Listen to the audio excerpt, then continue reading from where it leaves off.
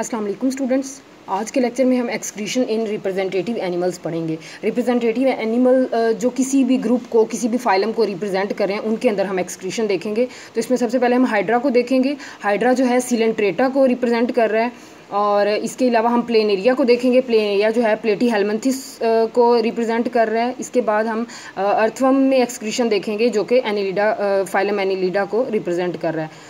तो सबसे पहले हाइड्रा को देखते हैं। हाइड्रा जो है फाइलम सिलेंट्रेटा से बिलोंग करता है। नाइडेरियन भी इनको हम कहते हैं, नाइडेरिया इस फाइलम को भी कहा जाता था, पुराना नाम जो है इनका, और नया नाम जो है वो सिलेंट्रेटा है।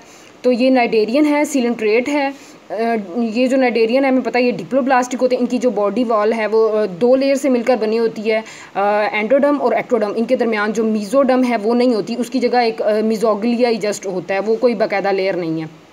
तो इसकी बॉडी दो लेयर से बनी हुई है और इसके जो सेल्स हैं वो डायरेक्टली इन कॉन्टैक्ट हैं विद वाटर के साथ, उनका डायरेक्ट जो है वो कॉन्टैक्ट है। तो इसलिए इनको किसी भी स्पेशल एक्सक्रीटरी स्ट्रक्चर की ज़रूरत नहीं है। इनका जो वेस्ट मटेरियल है, वेस्ट मेटाबोलाइट्स हैं, वो डायरेक्टली इनके सेल्स के थ्रू इनके जो आउटर एनवायरनमेंट है वहाँ पे डिफ्यूज़ आउट हो जाएंगे।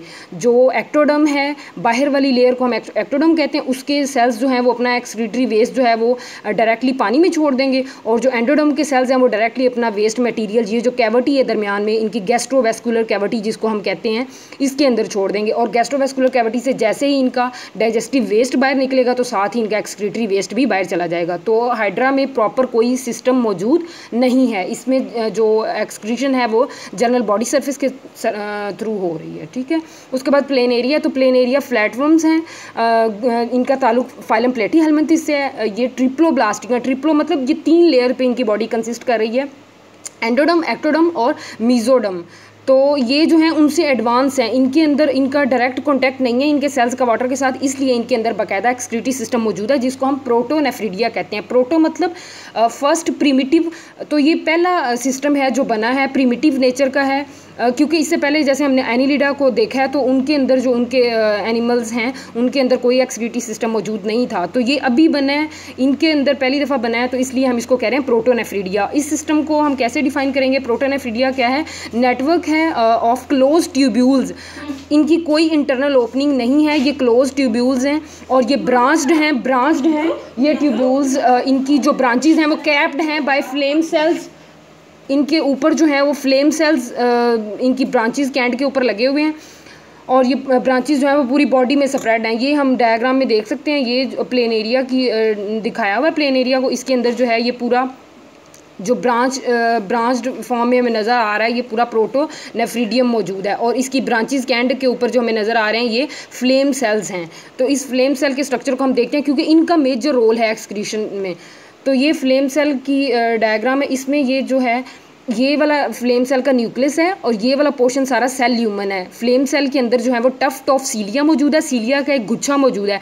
इस सीलिया की बीटिंग की वजह से जो इंटरस्टिशियल फ्लूइड है वो यहाँ पे सेल ल्यूमन के अंदर आ जाएगा और ये जो यहाँ पे इकट्ठा हो जाएगा। सारे फ्लेम सेल यही काम करेंगे कि उनके अंदर जो ये सीलिया की बीटिंग की वजह से सिलोमिक फ्लूइड, यहाँ पे इंटरस्टिशियल फ्लूइड जो है वहाँ पे जो भी वेस्ट मटेरियल है इंटरस्टिशियल फ्लूइड के अंदर वो यहाँ पे इकट्ठा हो जाएगा। यहाँ से ये एक्सक्रीटरी डक्ट के अंदर चला जाएगा और एक्सक्रीटरी डक्ट जो है इसको सबको बाहर एक्सक्रीट आउट कर देगी नेफ्रिडियो पोर के ज़रिए से, जिसको यहाँ पे एक्सक्रीशन पोर लिखा हुआ है।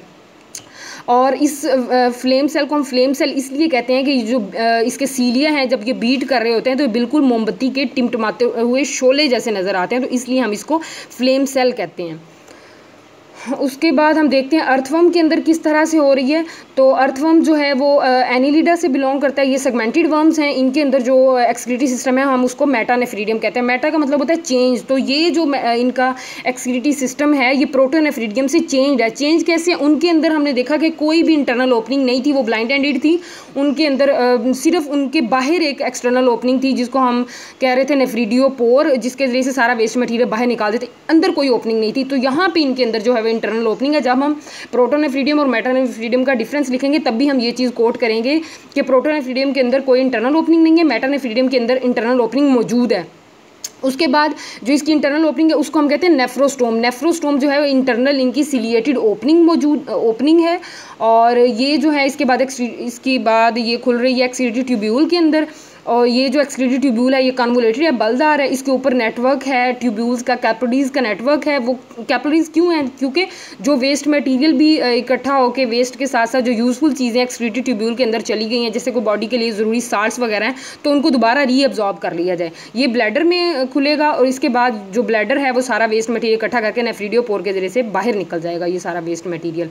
इसको हम यहाँ पे देखते हैं तो हमें पता है ये सेगमेंटेड बॉडी है। हर सेगमेंट के अंदर जो है अर्थवर्म की हर सेगमेंट के अंदर मेटानेफ्रीडियम का एक पेयर मौजूद है।